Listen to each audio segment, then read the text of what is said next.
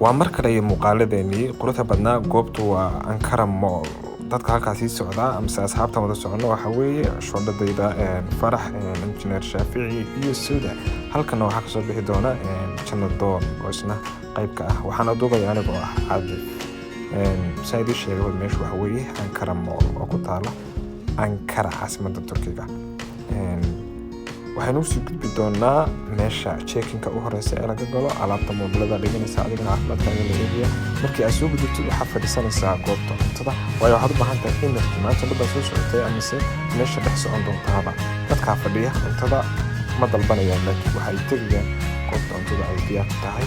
halkaasaa farta ku fiiqaysaa, taasaan rabaa, taa ma rabo, taasaa igu filan, taasaan ka helay amar lahay. kadibna markii aad halkaa ka dalbatid ku keeni maayaan adigu baakidinka soo istaaga.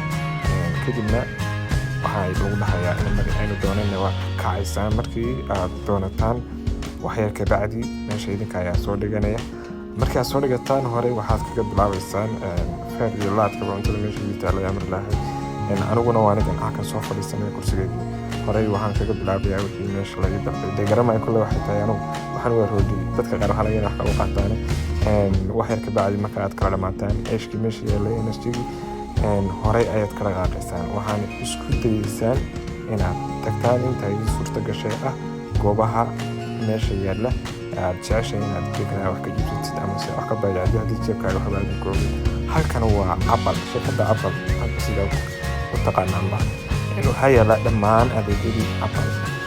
waqtiga waan sii ogaananay, waana sii baayacanay. waxaan ugu talagalnay insha allah barwajiga xiga ama soo noqodka wanaagsan in horey ka iibsano. haddana waan kasii baxaynaa. meesha waxay leedahay meel haddii ilmeedhaa wadatid aad kaga sii tegaysidba ciiddaas u dhex boodboodaya iyo guryaha meesha ku yaalla.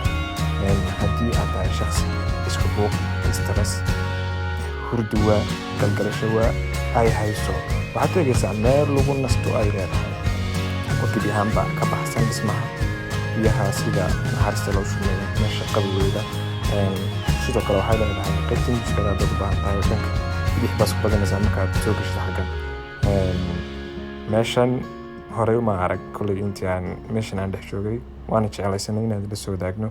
amar laahay haddii aad miyigii iyo soo xasuusanaysidna geed hoostii hadh macaan baad ka jibsanaysaa. asxaabtii kalena iyaduna halkaas ayay si wacan u nasanayeen. waxay ka bacdi waa iska soo noqonaysaa. waxaad u baahan tihiin inaad sidoo kale energy aad qaadataan, sheeko wanaagsan aad wanaagtaan oo aad isku dhex gashaan asxaabta waqti soo qaadateen. aniguna anigana dee waxaa laga yaaba waa dhiin iyo biyo, laakiinse kolley dhadhan ahaan waa ka duwan yihiin sida inoo muuqata. amar laahay markaa waan tijaabinayna anaguba.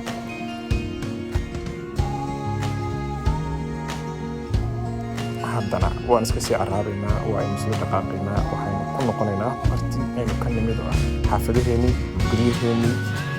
waxaa laga yaabaa in lagula yaabo dib lagu soo celiyo markii aad tugis ha u dhaqaaqi iska wada adigu ha, waayo meesha waqti lagaa soo galay. waqtigana waxaa wanaagsan inaad asxaabta dalkii oo kaas waxaynu u baahan nahay dib u kala oo keliya. waxaa laga yaabaa meesha inaad ku luntid. soomaaliduna way ku yartahay badanaha inaad meesha ka heshid, laakiin fiidiyogan raac. haddana assalaamu calaykum inuu kala wada